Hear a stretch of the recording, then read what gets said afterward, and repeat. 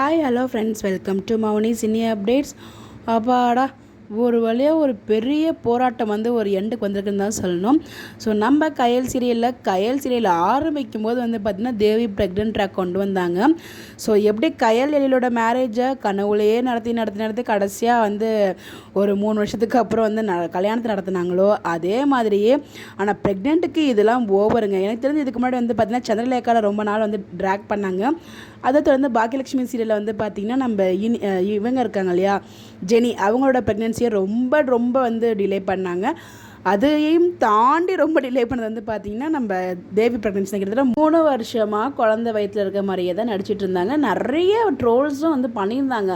So ஏன்னா 3 வருஷங்கிறது ரொம்ப அதிகங்க. எனக்கு தெரிஞ்சு இது இருக்கிறதுல இது ஹையஸ்ட்டு ப்ரெக்னென்சி ட்ராக் இழுத்துட்டு போன ஒரு சீலாக இருக்கும்னு நினைக்கிறேன். பிகாஸ் அந்த லெவலுக்கு ட்ராக் பண்ணி கொண்டு போனாங்க. ஃபைனலாக பார்த்திங்கன்னா தேவிக்கு குழந்தை பிறந்தாச்சு. Youngest actor in the set at cutest அப்படிங்கிற மாதிரி போட்டிருந்தாங்க. பேபியோட ஃபோட்டோமே ஷேர் பண்ணாங்க. இதுக்கப்புறம் டெய்லியுமே சீரியல்லையுமே வருவாங்க போல். அதுலேயுமே பல பிரச்சனைகள், ப்ரெக்னென்சி டெலிவரிலேயுமா இவ்வளோ பிரச்சனை போங்கய்யா அப்படிங்கிற மாதிரி இருந்துச்சு. பட் எனிவேஸ் ஆஃப் ஸ்க்ரீனில் நமக்கு கிடைச்ச அப்டேட் பார்த்திங்கன்னா தேவிக்கு குழந்தை பிறந்தாச்சு. எபிசோடில் எப்போவும் நமக்கு தெரியல, பட் கிடைச்ச அப்டேட்டும் கூட ஷேர் பண்ண நினச்சேன். இந்த மாதிரி அப்டேட் தெரிஞ்சுக்க நம்மளோட சேனலை ஃபாலோ பண்ணிக்கோங்க.